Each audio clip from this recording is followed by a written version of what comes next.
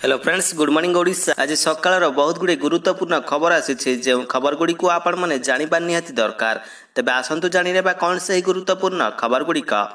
तेबे ता पूर्व आपन को अनुरोध अटे जे जदि आपन को वीडियोटी भल लगे आपन लाइक करने सहित वीडियो को अधिक अधिक शेयर करेंगे। यह सहित यह लेटेस्ट खबर सब को जानापी आम चैनल को सब्सक्राइब करूँ।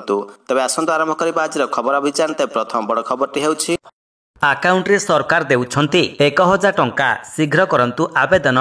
केंद्र सरकार पक्षर अनेक गुड़ी योजना आरंभ कर अनेक गुड़ी योजना कार्यकारी होगा सहित समयक्रमे सेगुड़िक संशोधन होउछि। तबे यह योजना गुड़िक मध्यरु अनेक से भारतीय मानकर पई जो माने आर्थिक दृष्टि दुर्बल किंबा गरीब श्रेणीर परिवार मानकर पई केंद्र एवं राज्य सरकार द्वारा परिचालित योजना गुड़िक मध्यरु ई श्रम योजना मध्य अन्यतम।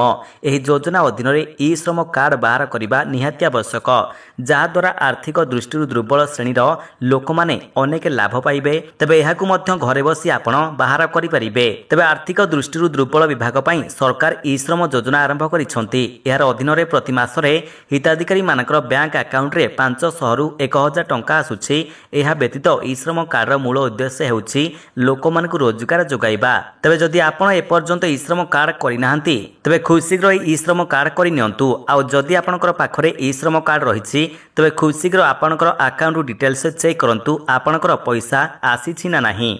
परवर्ती खबरटी हेउछि मे तृतीय सप्ताह युक्त 2 परीक्षा फल प्रकाश। एका संगे प्रकाश पाइब सबु विभागर रिजल्ट। उच्च माध्यमिक शिक्षा परिषद व सीएचएससी परिचालित युक्त 2 परीक्षाफल मे तृतीय सप्ताह प्रकाश पाइब। एप्रिल 22 तारिख में खाता देखा शेष होता बेले परिषद पक्षर मूल्यांकन मार्क को वेबसाइट रे प्रकाश प्रक्रिया पई एक आईटी फॉर्म को दायित्व दिया जायछि। ग्रीष्म प्रभाव जारी रही रिजल्ट प्रकाश में सामान्य विलंब हो पारे। तबे एहिटारे सूचनायोग्य चलित वर्ष मोट 3,86,250 जन परीक्षार्थी परीक्षा देइछंती। तबे चलित वर्ष समुदाय 27 लाख खाता मूल्यांकन करा जायछि। परवर्ती खबरटी हेउछि आसिला बड़ खबर। राय बरेली निर्वाचन लड़िबे राहुल गांधी। उत्तर प्रदेश सबुठारु चर्चित आसन तथा कांग्रेस गड़ पई प्रार्थी घोषणा कला कांग्रेस। एथर आमेथी छाड़ी राय बरेली निर्वाचन लड़िबे राहुल गांधी। आमेथी आसन में किशोरी लाल शर्मा को प्रार्थी करिछि दल। सेहीपरि प्रियंका गांधी चलित निर्वाचन लड़िबे नाही बोली स्पष्ट करिसंती। तेबे उत्तर प्रदेश यह 2टी आसन कांग्रेस पई बेस गुरुत्वपूर्ण। राय बरेली रे सोनिया गांधी लगातार जीति आसुता बेले चलित थर से प्रत्यक्ष निर्वाचन न लड़ी राज्यसभा सांसद होइछंती। परवर्ती खबरटी हेउछि ओडिशा रे मिलुथुवा 20% मसला खाइबा अनुपयोगी। एथिलीन ऑक्साइड जानिबा पई नाही मानदंड।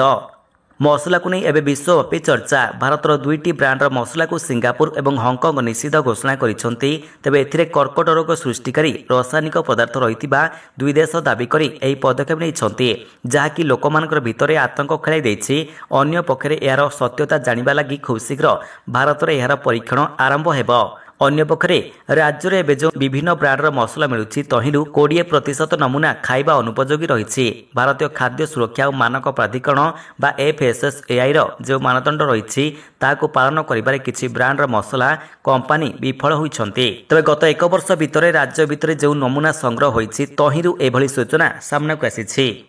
परवर्ती खबरटी हेउछि खरारु लोकमानकु सुरक्षा देबा पई BMC अभिनव प्रयास। ट्राफिक पोस्ट रे लागिला अस्थायी शेड।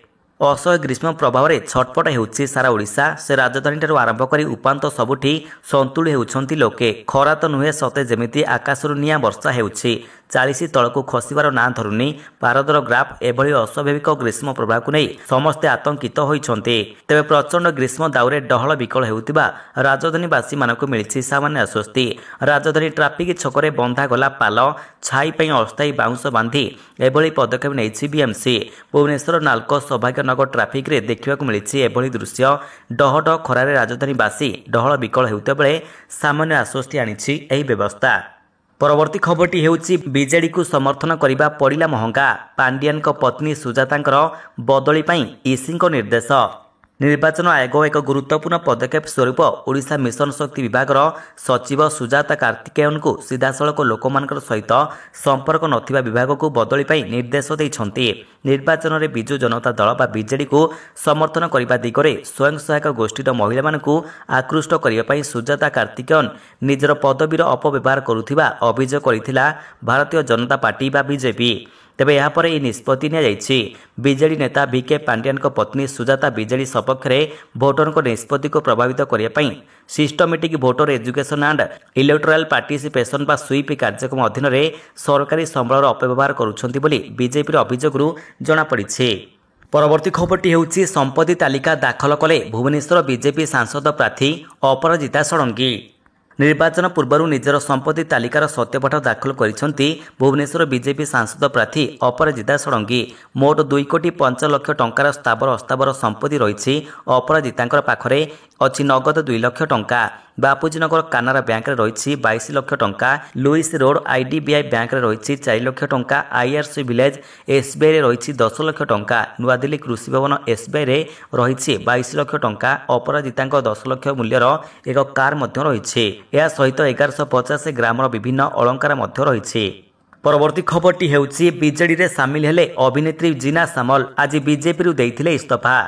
ବିଜେଡିରେ ସାମିଲ ହେଲେ ଓଲିଉଡ ଅଭିନେତ୍ରୀ ଜିନା ସାମଲ। ରାଜ୍ୟସଭା ସସ୍ମିତି ପାତ୍ରଙ୍କ ଉପସ୍ଥିତିରେ ବିଜେଡି ମିଶ୍ରଣ ପର୍ବରେ ଦଳରେ ସାମିଲ ହୋଇଛନ୍ତି ଜିନା। ବିଜେପିରେ ତାଙ୍କୁ ଗୁରୁତ୍ୱ ଦିଆଯାଉନଥିବା ଅଭିଯୋଗ କରି ଆଜି ଦଳ ଛାଡ଼ିଥିଲେ। ବିଜେପି ରାଜ୍ୟ ସଭାପତିଙ୍କୁ ଇସ୍ତଫା ପତ୍ର ପଠାଇଥିଲେ ଜିନା। ତେବେ ଇସ୍ତଫାର କିଛି ଘଣ୍ଟା ନ ପୂର୍ବରୁ ବିଜେଡିରେ ସାମିଲ ହୋଇଛନ୍ତି ଜିନା ସାମଲ। ପରବର୍ତ୍ତୀ ଖବରଟି ହେଉଛି ବିଜେପି ଟିକେଟ୍ ନ ଦେବାରୁ ରାଗିଗଲେ ସୌମ୍ୟ ରଞ୍ଜନ। ଘଷିପୁରାରୁ ହେବେ ସ୍ୱାଧୀନ ପ୍ରାର୍ଥୀ। ଗୋଟିଏ ଦିନ ପୂର୍ବରୁ ସୌମ୍ୟରଞ୍ଜନ ପଟ୍ଟନାୟକ ମା ତାରିଣୀଙ୍କୁ ଦର୍ଶନ କରି କହିଲେ ବିଜେପିରୁ ଟିକେଟ୍ ଅଫର ରହିଛି।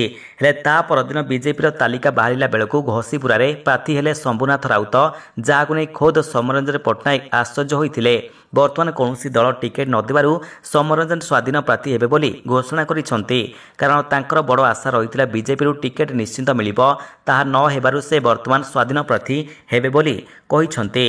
ପରବର୍ତ୍ତୀ ଖବରଟି ହେଉଛି ମେ 12 ତାରିଖରେ CBSE ରେଜଲ୍ଟ ପ୍ରକାଶ ପାଇବାର ସମ୍ଭାବନା। କେନ୍ଦ୍ରୀୟ ମାଧ୍ୟମିକ ଶିକ୍ଷା ବୋର୍ଡ ବା CBSE ପରୀକ୍ଷାଫଳ ଆସନ୍ତା 12 ତାରିଖରେ ପ୍ରକାଶ ପାଇବାର ସମ୍ଭାବନା ରହିଛି। ଏନେଇ ଜାତୀୟ ଗଣମାଧ୍ୟମରେ ଚର୍ଚ୍ଚା ହେଉଛି। CBSE ଦଶମ ଓ ଦ୍ୱାଦଶ ଶ୍ରେଣୀ ରେଜଲ୍ଟ ମେ ତୃତୀୟ ସପ୍ତାହରେ ପ୍ରକାଶ ପାଇପାରେ। ତେବେ ଏନେଇ CBSE ପକ୍ଷରୁ କୌଣସି ସ୍ପଷ୍ଟୀକରଣ ମିଳିପାରିନାହିଁ। ଅନ୍ୟପଟେ ଚଳିତ ବର୍ଷରୁ ମେରିଟ୍ ଲିଷ୍ଟ ପ୍ରକାଶ ପାଇବ ନାହିଁ, ଅର୍ଥାତ୍ ଟପର ତାଲିକା ପ୍ରକାଶ ପାଇବ ନାହିଁ। ତେବେ ଏଇଠାରେ ସୂଚନାଯୋଗ୍ୟ, ଚଳିତ ବର୍ଷ CBSE ଦଶମ ଶ୍ରେଣୀ ପରୀକ୍ଷା ଫେବୃଆରୀ 15ରୁ ମାର୍ଚ୍ଚ 13 ତାରିଖ ଏବଂ ଦ୍ୱାଦଶ ଶ୍ରେଣୀ ପରୀକ୍ଷା ଫେବୃଆରୀ 15ରୁ ଏପ୍ରିଲ 12 ତାରିଖ ପର୍ଯ୍ୟନ୍ତ ଚାଲିଥିଲା। ସାରା ଦେଶରେ ମୋଟ 39 ଲକ୍ଷ ପିଲା ପରୀକ୍ଷା ଦେଇଛନ୍ତି। ପରବର୍ତ୍ତୀ ଖବରଟି ହେଉଛି ଆସନ୍ତାକାଲିଠାରୁ ତାତିରେ ଲାଗିବ ବ୍ରେକ୍। 10 ତାରିଖ ପର୍ଯ୍ୟନ୍ତ ପ୍ରବଳ ବର୍ଷାର ସମ୍ଭାବନା। ଦୀର୍ଘ ଦିନର ଅସହ୍ୟ ଗରମର ଯନ୍ତ୍ରଣା ପରେ ଅଗ୍ନି ବର୍ଷାରୁ ରକ୍ଷା ମିଳିବାକୁ ଯାଉଛି। ଆସନ୍ତା 6 ତାରିଖରୁ ସାରା ରାଜ୍ୟରେ ତାତି ଓ ଗ୍ରୀଷ୍ମ ପ୍ରବାହରୁ ଆଶ୍ୱସ୍ତି ମିଳିବ। କିନ୍ତୁ ଉପକୂଳରେ 4 ତାରିଖରୁ ତାତି ଖସିଯିବା ନେଇ ପାଣିପାଗ ବିଭାଗ ପକ୍ଷରୁ ପୂର୍ବାନୁମାନ କରାଯାଇଛି। ଗତକାଲି ସନ୍ଧ୍ୟାରେ ରାଜ୍ୟର ଅଧିକାଂଶ ଅଞ୍ଚଳରେ କାଳବୈଶାଖୀ ଓ ସାମାନ୍ୟ ବର୍ଷା ଯୋଗୁଁ ତାପମାତ୍ରାରେ ସାମାନ୍ୟ ହ୍ରାସ ଘଟିଥିଲେ ମଧ୍ୟ ଗ୍ରୀଷ୍ମ ପ୍ରବାହ ଜାରି ରହିଛି।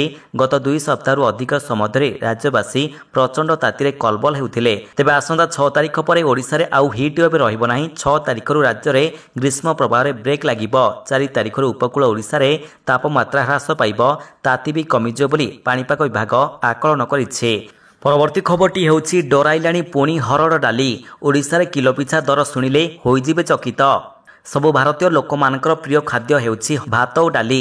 କାର୍ଯ୍ୟରତ ଲୋକ ହେଉ କିମ୍ବା ଯେକୌଣସି ବ୍ୟକ୍ତିଙ୍କୁ ଯଦି ଶୀଘ୍ର ଖାଦ୍ୟ ରାନ୍ଧିବାର ରହିଥାଏ ତେବେ ଭାତ ଡାଲି ତିଆରି କରିଦିଅନ୍ତି। ତେବେ ଏସବୁ ଭିତରେ ଡରାଇଲାଣି ହରଡ଼ ଡାଲି। ଫେବୃଆରୀ ମାସରେ ହରଡ଼ ଡାଲି କିଲୋ ପିଛା 130 ଟଙ୍କା ରହିଥିବା ବେଳେ ବର୍ତ୍ତମାନ ଏହାର ଦର ଆସି ପହଞ୍ଚିଛି 165 ଟଙ୍କାରେ। କହିବାକୁ ଗଲେ ମାତ୍ର 2 ମାସ ମଧ୍ୟରେ କେଜି ପିଛା 35 ଟଙ୍କା ବୃଦ୍ଧି ହେବାର ଦେଖିବାକୁ ମିଳିଛି। ଯାହାଫଳରେ ଏବେ ନୀତିଦିନିଆ ଖାଦ୍ୟରୁ ଉଭାନ ହେବାକୁ ଯାଉଛି ହରଡ଼ ଡାଲି। ଯାହାଫଳରେ ଚିନ୍ତାରେ ମୁଣ୍ଡରେ ହାତ ଦେଇ ବସିଲେଣି ଖାଉଟି। ପରବର୍ତ୍ତୀ ଖବରଟି ହେଉଛି ହେଲ୍ଥ ଇନ୍ସୁରାନ୍ସ ପ୍ରିମିୟମ 15% ବଢ଼ିବ। ପଲିସି ନେଇଥିବା ଲୋକମାନଙ୍କୁ ଲାଗିବ ବଡ଼ ଝଟକା। ସ୍ୱାସ୍ଥ୍ୟ ବୀମା ନେଇଥିବା ସମସ୍ତ ବ୍ୟକ୍ତିମାନଙ୍କର ପାଇଁ ଆସିଛି ଆଉ ଏକ ବଡ଼ ଖବର। ସ୍ୱାସ୍ଥ୍ୟ ବୀମା ପ୍ରିମିୟମ ବୃଦ୍ଧି ହୋଇପାରେ। ଯଦି ଏପରି କିଛି ଘଟେ ତେବେ ସ୍ୱାସ୍ଥ୍ୟ ବୀମା ନେଇଥିବା ଗ୍ରାହକମାନଙ୍କୁ ଲାଗିବ ବଡ଼ ଝଟକା। ନିକଟରେ ଭାରତୀୟ ବୀମା ନିୟାମକ ଓ ବିକାଶ ପ୍ରାଧିକରଣ IRDAI ପକ୍ଷରୁ କିଛି ନିୟମରେ ପରିବର୍ତ୍ତନ କରାଯାଇଥିଲା। ତେବେ ଏହି ନିୟମ ବଦଳିବାର ପ୍ରଭାବ ବୀମା ପ୍ରିମିୟମ ଉପରେ ଦେଖିବାକୁ ମିଳିପାରେ। ତେବେ ନିୟମ ମୁତାବକ ଏବେ ବୀମା କ୍ଲେମ୍ ପାଇଁ ଆପଣଙ୍କୁ ଅତି ବେଶୀରେ 3 ବର୍ଷ ସମୟ ପର୍ଯ୍ୟନ୍ତ ଅପେକ୍ଷା କରିବାକୁ ପଡ଼ିବ। ପୂର୍ବରୁ ଏହି ସମୟସୀମା 4 ବର୍ଷ ରହିଥିଲା।